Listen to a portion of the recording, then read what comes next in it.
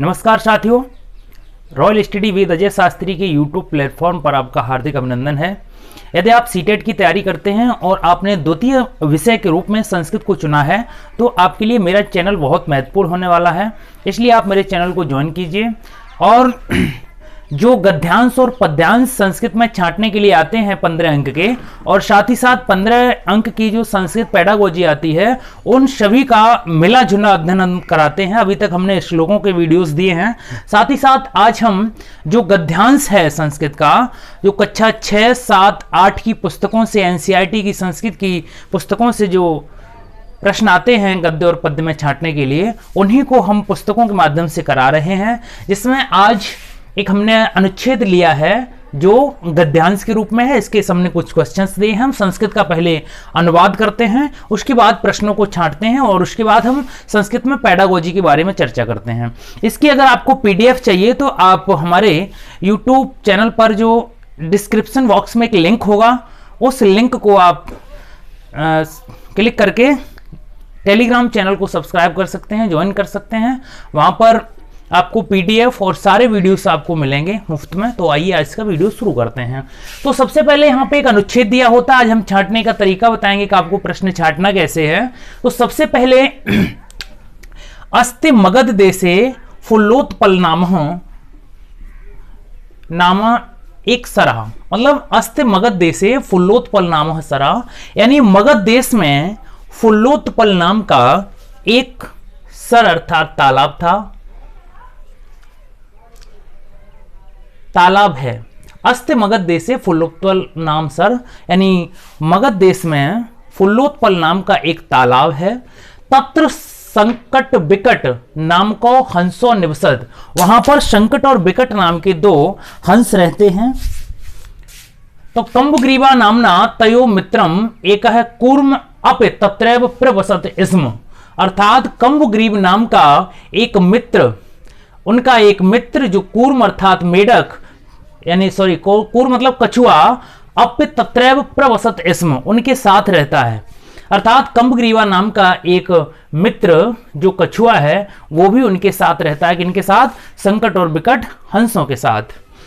अतः एकदा धीमरा तत्र आगच्छन, एक बार कुछ धीमर वहां पर आए, धीमर मतलब मछुआरे, और अकथयन और कहने लगे च वयम स्व मत्स्य कूर्मादीनाम मारस्याम, इसमें बहुत सारी मछलियां हैं और कछुए हैं, इनको हम कल मारेंगे। एतत् श्रुत्वा कूर्म अवदत्, ये सुनकर कछुआ बोला, कहने लगा मित्रे किम युवाभ्याम धीमराणाम वार्ता श्रुतः, क्या आप लोगों ने उन धीमरों की बात सुनी, मछुआरों की बात सुनी? अधुना किम अहम करोत, अब हमें क्या करना चाहिए? अधुना किम अहम करोम, अब हमें क्या करना चाहिए? तो हंसो अवदात, अवताम, हंस बोले प्राय यद उचित तक्त कर्तव्यम, जो उचित हो वह करना चाहिए। तो कूर्म अवदत, कूर्म मतलब कछुआ बोला, मैवम तथा यथा अहम अन्यम हदम, हैदम अर्थात तालाब, हमें दूसरे तालाब में जाना चाहिए। तथा कुर्ताम हंसो अवदत, तभी हंस कहने लगे, दोनों हंस, हंसो लिखा है तो दोनों हंस होंगे क्योंकि ओ की मात्रा है, तो हंसो, दोनों हंस कहने लगे आवाम किम करवाब, हम क्या कर सकते हैं? तो कूर्म अवदत यानी कछुआ बोला अहम भवदाभ्याम सह आकाश मार्गेण अन्यत्र गंतुम इच्छामि, आवाम किम करवा, हम क्या कर सकते हैं? तो कूर्म अवदत कछुआ बोला अहम भवदाभ्याम सह आकाश मार्गेण अन्यतम गत्तुम इच्छत, हम आपके साथ आकाश मार्ग से दूसरी जगह जाने की इच्छा पाले हुए हैं। तो हंसो अवदताम, दोनों हंस बोले अत्र का उपाय, इसका उपाय क्या है? तो कच्छप वदत, कछुआ बोला युवा काष्ठखंडम एवं चच्वाम धारती, तुम एक लकड़ी, काष्ठखंड मतलब लकड़ी की एक बड़ी टुकड़े को ठीक है, धारण कर लो, ले आओ, कछुए ने कहा। चूंकि यहाँ पे एक ही अनुच्छेद लिया है हमने, तो उम्मीद है आपको ये अनुच्छेद का अर्थ समझ में आया होगा। एक बार हम हिंदी में रिपीट किए देते हैं कि मगध देश में एक फुल्लोत्पल नाम का तालाब है, वहां पर संकट और बिकट नाम के 2 हंस रहते हैं, और कम्बग्रीवा नाम का एक कछुआ उनका मित्र भी उनके साथ रहता है। एक बार कुछ धीमर वहां पर तालाब में आते हैं और बोलने लगते हैं, कहने लगते हैं कि इसमें मछली और कछुए ज्यादा हैं, इनको मारेंगे। तो इनकी बात सुनकर जो कूर्म यानी कछुआ होता है वो कहता है कि मित्रों, क्या आपने धीमरों अर्थात मछुआरों की बात को सुना? अधुना किम अहम करोत, अब हमें क्या करना चाहिए? तो हंसो अवताम यानी हंस बोले, प्राय यद उचित तत्कर्तव्यम, जो भी उचित कर्म हो वो करना चाहिए। तो कूर्म मतलब कछुआ कहने लगा कि हमें दूसरे तालाब में जाना चाहिए। तो हंस बोले, इसका उपाय क्या है, क्या करना चाहिए? तो कछुआ बोला कि हम तुम्हारे साथ आकाश मार्ग से दूसरे तालाब में जाने की इच्छा रखते हैं, जाना चाहते हैं। तो हंस और दोनों हंस बोले कि इसका उपाय क्या है? तो कछुए ने कहा कि आप लकड़ी के एक बड़े खंड को लाइए, टुकड़े को लाइए, टहनी को लाइए। ठीक है, यहाँ तक ही इसकी कहानी है, फिर आगे दूसरे अनुच्छेद में हम आपको बताएंगे। चूंकि वीडियो बड़ा हो जाता है तो समस्या आती है। अब हम प्रश्नों की ओर देखते हैं कि कूर्मस्य किम नाम आसीत, अर्थात कूर्म कम्बग्रीवा तयो मित्रम, एक कूर्म अप। ठीक है, तो कूर्म कौन था? कूर्म एक कछुआ था, कछुआ का नाम क्या था? कम्बग्रीवा नाम। तो आपका उत्तर होगा कम्बग्रीवा, कम्बग्रीवा, कम्बग्रीवा। ठीक है, अब क्या है? सर तीरे के आगच्छन, यानी शर मतलब तालाब के पास में कौन आया? तो तालाब के पास में कौन आए? एकदा धीमरा तत्र आगच्छत, धीमर लोग आए। ठीक है, मछुआरे अर्थात धीवर, धीवरा तत्र आगच्छत। कूर्म केन मार्गेण अन्यत्रम गंतुम इच्छत, यानी जो कछुआ था कौन से मार्ग से दूसरे तालाब में या दूसरी जगह जाना चाहता था? तो आपने यहां पे पढ़ा होगा कि अहम भवदभ्याम से आकाश मार्गेण अन्यत्र गंतुम इच्छद, तो आकाश मार्ग से जाना चाहता था, आकाश मार्गेण। अत्र का उपाय का अवदत, इसका उपाय क्या है?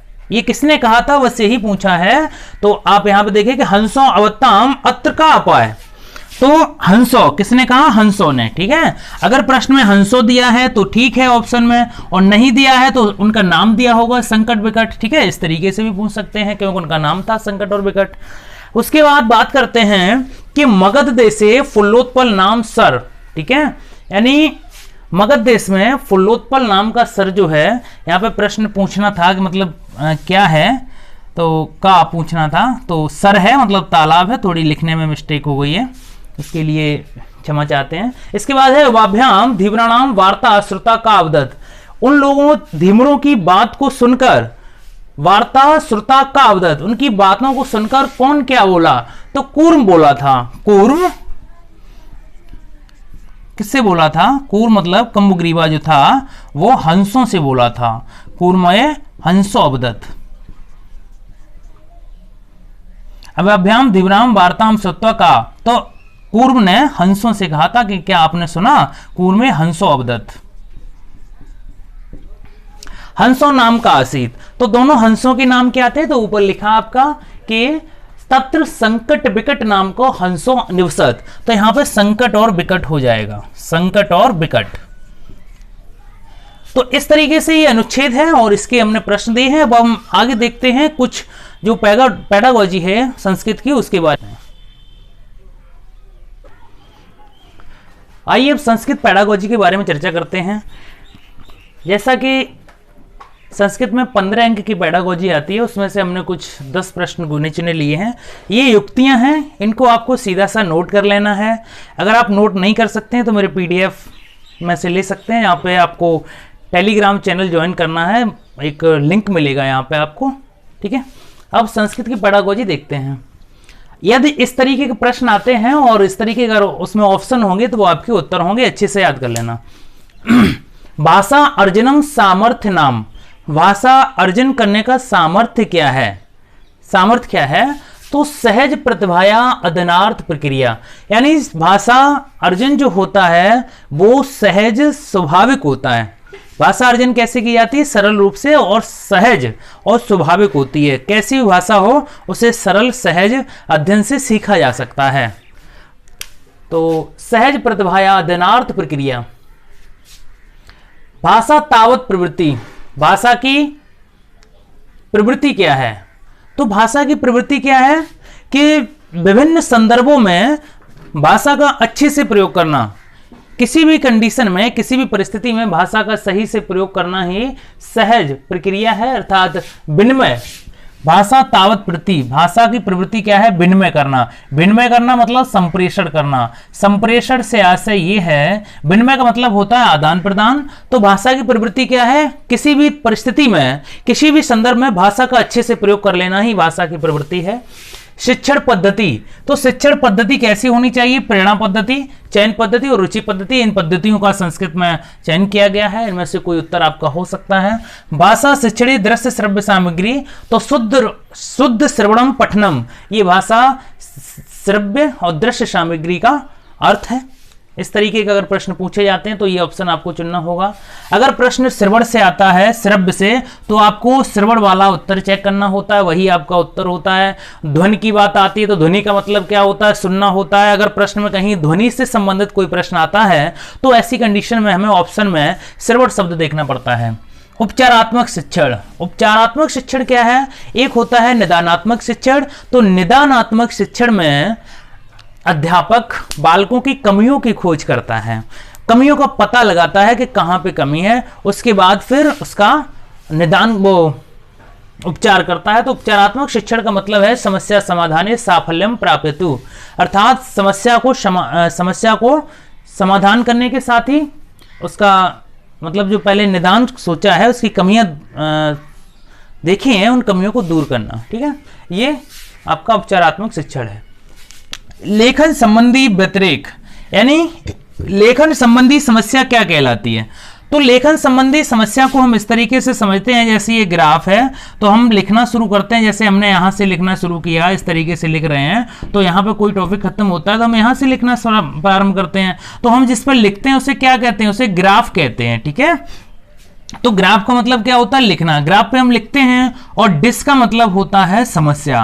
कहते हैं ना, जैसे कॉल होती है, कॉल कनेक्ट हो जाती है तो बात होती है, अगर डिस्कनेक्ट हो गई तो समस्या हो गई। तो डिस का मतलब होता है समस्या, असत्यता, अर्थात डिसग्राफ, मतलब ग्राफ पे हम लिखते हैं तो डिसग्राफिया, अर्थात लेखन संबंधी जो व्यतिरेक यानी समस्या है वो आपकी डिसग्राफिया कहलाती है।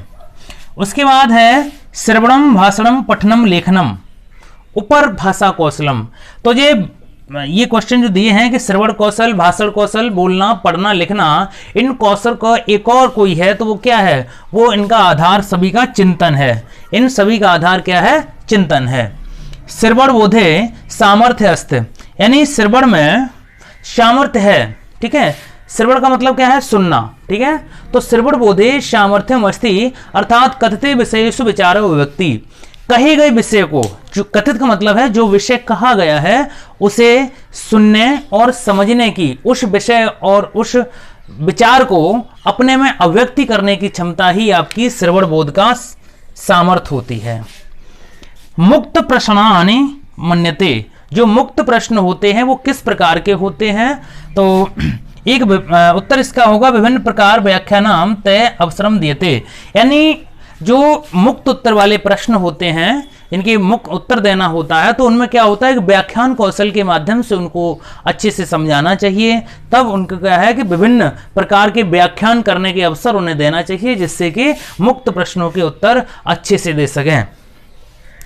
आंग्ल भाषा शिक्षणार्थ महत्वपूर्ण अस्ति, आंग्ल भाषा से आशय है अंग्रेजी भाषा। अंग्रेजी भाषा के शिक्षण में महत्वपूर्ण क्या है?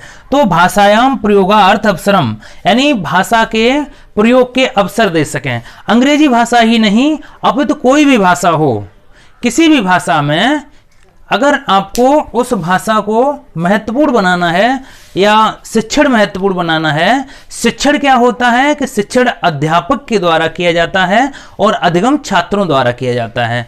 तो यदि आंग्ल भाषा का शिक्षणार्थ आपको करना है, इसके लिए महत्वपूर्ण क्या है कि भाषा प्रयोगार्थ अवसर, यानी बालक को अधिक से अधिक भाषा प्रयोग के अवसर दिए जाएं, चाहे अंग्रेजी भाषा हो, चाहे हिंदी भाषा हो या फिर संस्कृत भाषा हो, कोई भी भाषा हो, अगर शिक्षण को महत्वपूर्ण बनाना है तो भाषा को बालकों को बहुत अच्छे से सिखाना होगा और चर्चा करनी होगी और अवसर देना होगा। तो उम्मीद है आपको ये पेडागोजी अच्छे से समझ में आई होगी। यदि आप इन सब की PDF चाहते हैं तो आप मेरे YouTube चैनल को सब्सक्राइब कीजिए, साथ ही साथ डिस्क्रिप्शन में एक लिंक मिलेगा, जिस लिंक से आप Telegram royal study with Ajay Shastri join कर लीजिए। और CTET के लिए, UPSI, साथ ही साथ जेल बॉर्डर पुलिस के लिए आप हमारे YouTube चैनल पर निःशुल्क जुड़ सकते हैं। यहाँ पे हम हिंदी, संस्कृत, EVS और सभी विषयों की तैयारी कराते हैं। वीडियो देखने के लिए बहुत बहुत धन्यवाद। कृपया वीडियो को शेयर करना ना भूलें।